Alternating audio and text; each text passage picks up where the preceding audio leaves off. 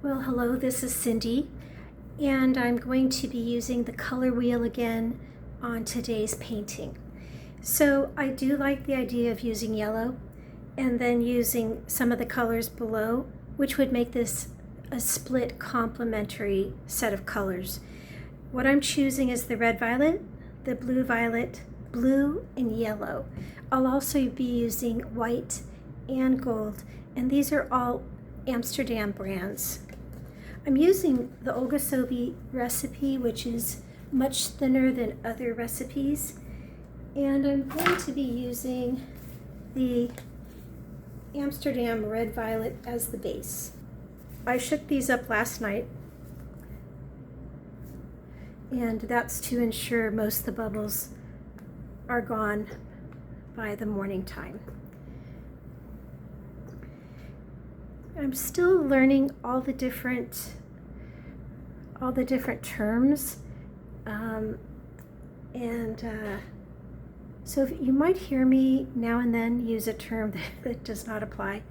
So I appreciate your patience as I'm learning this new form of artwork. I'm going to use the blow dryer, and the information on this blow dryer is in the description, as well as information on the recipe, how to obtain that, and also the different paint colors. This on low and on cool, and because it's a pretty thin consistency, I use low so that it keeps the paint more contained.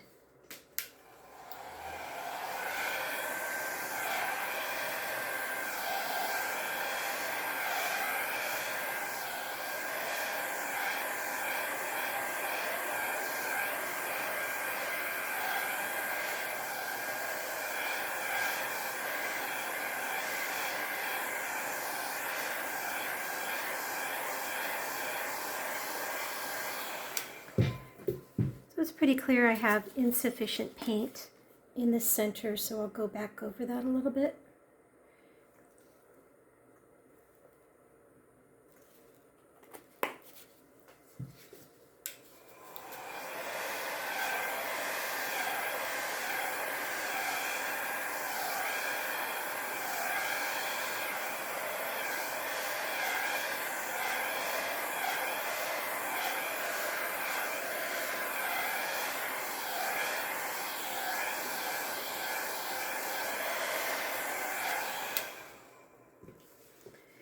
I'm going to just dab the paint along the sides, and I've tried to find the best way to do this.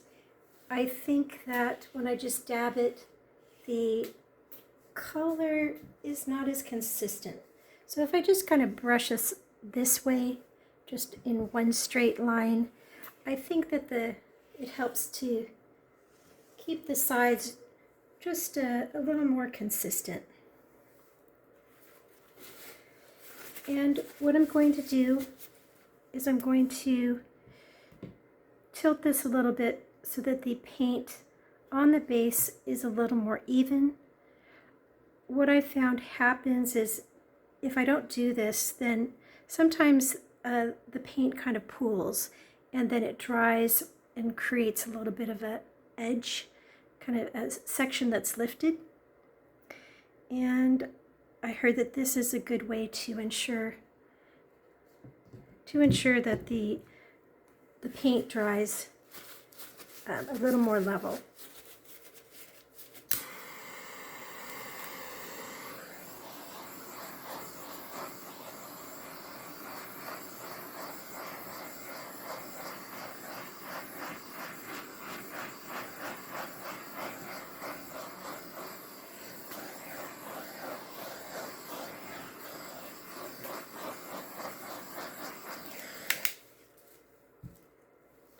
What I learned with one of my last paintings is if I use the white as the first color that I lay down in a pattern, that seems to do really well on ensuring the whole painting, or all the colors I lay down after this, are bright enough so that when everything dries, they still stand out.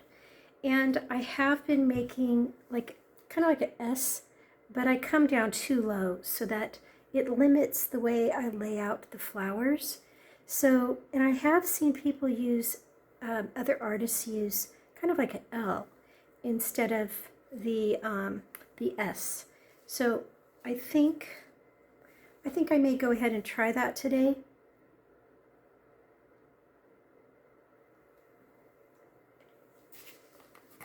In this case, everything will just be blown out like this.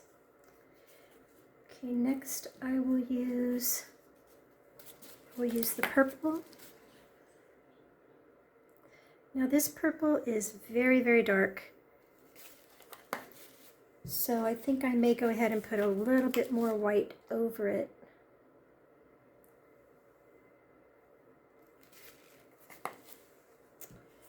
Okay, then I've got the Amsterdam red violet, lemon yellow. I'm going to keep the yellow kind of by itself, where it's going to be less likely to mix. And right now this looks like mustard. So we'll see how that turns out. Okay. I'm going to put a little bit of blue. This is going to be fine as it mixes with the blue violet.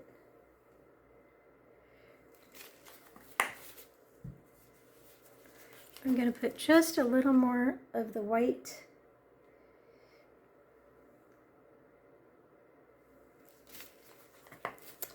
And then I'm going to top it off with the gold.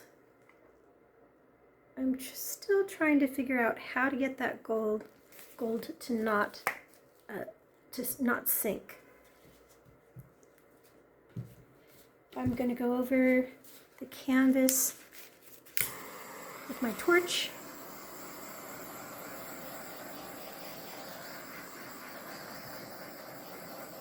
I think I'll do one here, one here, one at the corner, here and here.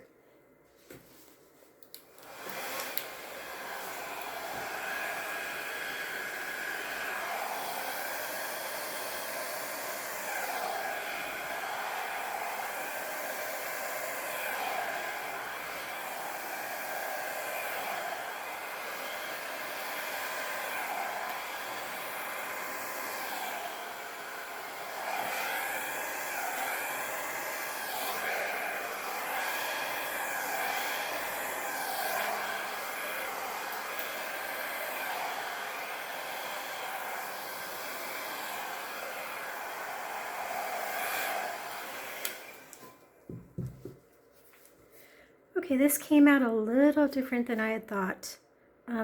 This is not, this edge is more kind of angular than smooth. Same for here. This one is kind of iffy. So I can leave it as it is. I can try to stretch it out a little bit. And as you see, these are popping up, and these are, I've been running into this where they're little flecks, and I'm not too sure the cause. It kind of looks like pores.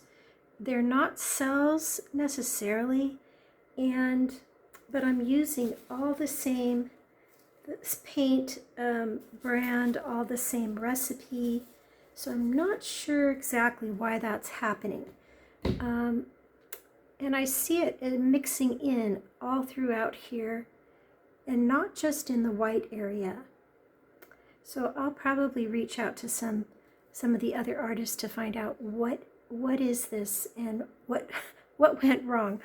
I'm gonna go ahead and blow this out one more time, and what I'm gonna do, I'm gonna go ahead and add a little more paint to each section.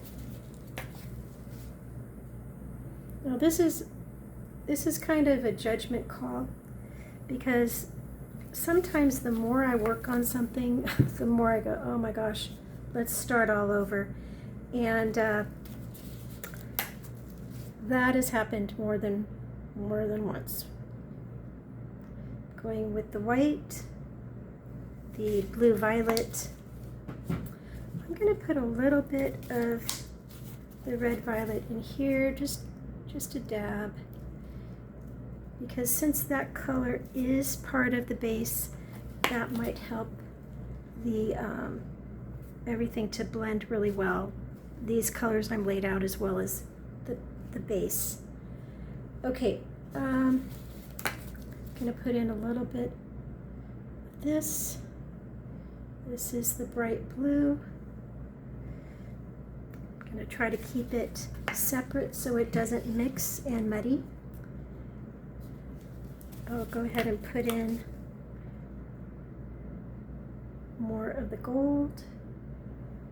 And what I found sometimes as I'm going through here is I may drag my finger, drag the bottle into the canvas, and it's just a whole process of learning where the canvas begins and keeping my hands out of it. All right, so the last color needed, I'm going to put that in with the gold. That's a little bit of yellow. And we will try this again. Okay, first I'll go ahead and torch this.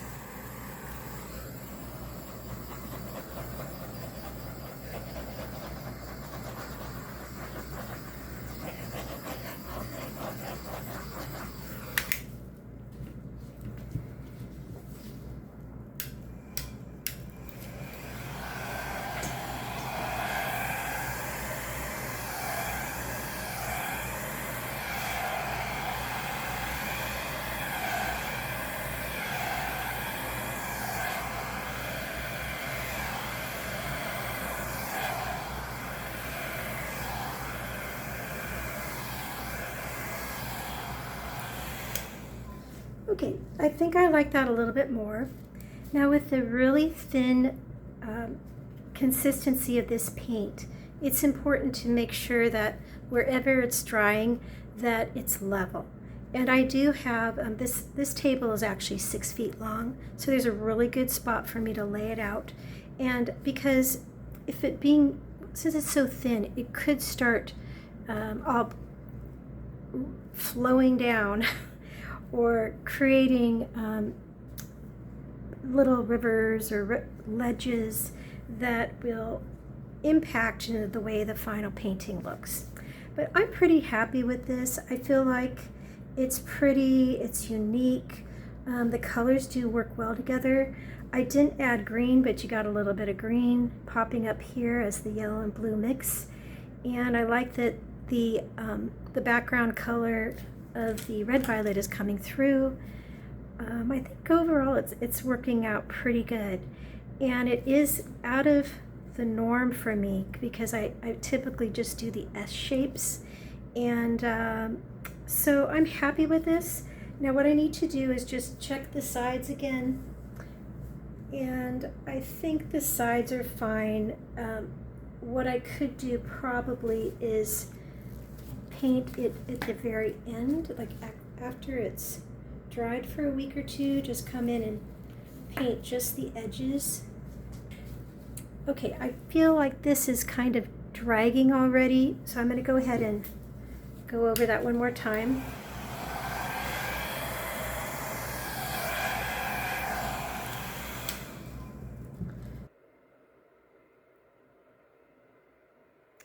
All right, so I've turned all the lights off, and I'm hoping that you can get a good view of this.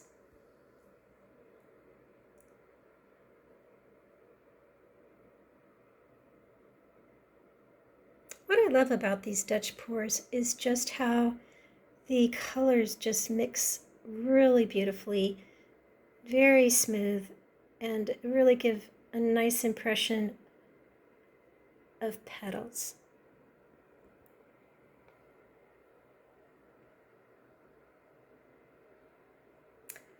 Okay, well, hey, thank you so much for joining me today. I hope you have a great one. I'll catch you next time.